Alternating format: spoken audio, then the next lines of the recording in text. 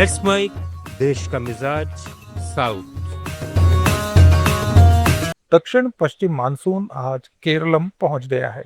इसके साथ ही 4 महीने के मानसून सीजन की शुरुआत हो गई। आमतौर पर केरल में मानसून की एंट्री 1 जून के पास होती है। मौसम विभाग ने बताया कि दक्षिण पश्चिम मानसून आज आगे बढ़ चुका है। ये दक्षिण पूर्व अरब सागर के शेष भागों, पश्चिम मध्य और पूर्व मध्य अरब सागर के कुछ भागों, पूरे लक्षद्वीप समूह, केरल, कर्नाटक और तमिलनाडु के कुछ भागों की ओर बढ़ रहा है। केरलम की आर्थिक स्थिति पर मुख्यमंत्री वी डी सतीशन ने आज विधानसभा में व्हाइट पेपर पेश किया। इसमें राज्य की वित्तीय स्थिति गंभीर बताई गई है। व्हाइट पेपर में कहा गया है कि नई संयुक्त लोकतांत्रिक मोर्चा यूडीएफ सरकार को भारी कर्ज, बढ़ती देनदारियां और लगातार सरकारी खजाने का दबाव विरासत में मिला है। व्हाइट पेपर के अनुसार केरलम का कुल सार्वजनिक ऋण 5.07 लाख करोड़ रुपए तक पहुंच गया है।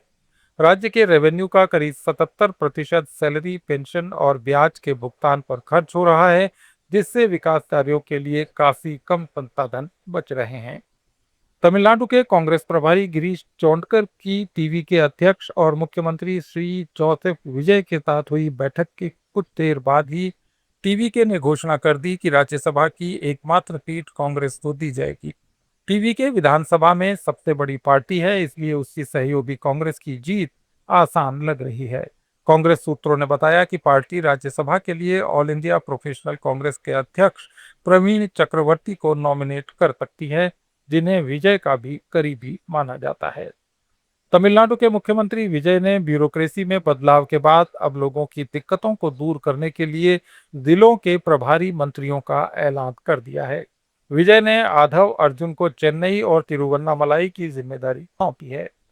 तिरुचिरापल्ली का प्रभारी मंत्री एस रमेश को बनाया गया है, जो काफी युवा हैं और विजय के बड़े प्रशंसक हैं। इसी तरह दूसरे जिलों के भी अलग अलग प्रभारी मंत्री लगाए गए हैं। ब्रिटेन में रहने वाली तेलंगाना मूल की यूट्यूबर रमानंदना और उनके पति जगरलामुदी मधुकर पर धोखाधड़ी के आरोप लगे हैं। नंदना लोकप्रिय यूट्यूब चैनल नंदूज वर्ल्ड चलाती हैं।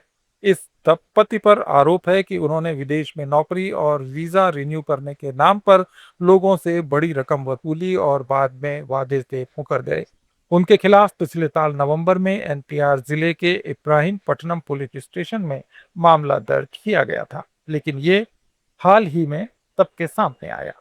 आंध्र प्रदेश के मुख्यमंत्री और TDP supremo N Chandrababu Naidu ने कहा है कि आंध्र प्रदेश और तेलंगाना के बीच दुश्मनी को दोबारा से जिंदा करने के प्रयास सफल नहीं होंगे, क्योंकि दोनों राज्यों के लोग इतने समझदार हैं कि वे पहचान सकते हैं कि विकास और जन कल्याण में किसने योगदान दिया है।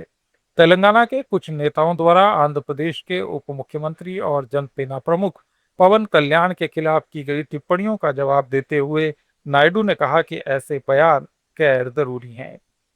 कर्नाटक कांग्रेस के अध्यक्ष बनाए गए बी के हरिप्रसाद ने कहा कि ये उनके लिए कोई नया अनुभव नहीं है।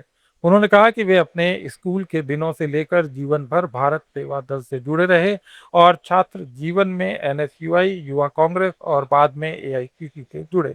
उन्होंने कहा कि मैंने अलग अलग पदों पर काम किया है और इन अनुभवों से मुझे कर्नाटक में अपने काम में मदद मिलेगी। हरिप्रसाद ने कहा कि आज का मुख्य मुद्दा भारतीय जनता पार्टी और आरएसएस का गठबंधन है, जिसमें लोकतांत्रिक प्रक्रिया को छीनने और हाईजैक करने का नया तरीका अपनाया है। उन्होंने कहा कि मुझे कर्नाटक में आरएसएस और बीजेपी से लड़ना होगा। हाल के राजनीतिक इतिहास में शायद पहली बार अपने कार्यकाल के बीच में मुख्यमंत्री पद छोड़ने वाले सिद्धारमैया ने ऐसा करते हुए किसी भी क्षण अपना धैर्य नहीं खोया। पार्टी आलाकमान द्वारा पद छोड़ने की सूचना दिए जाने के बावजूद सिद्धारमैया शांत रहे।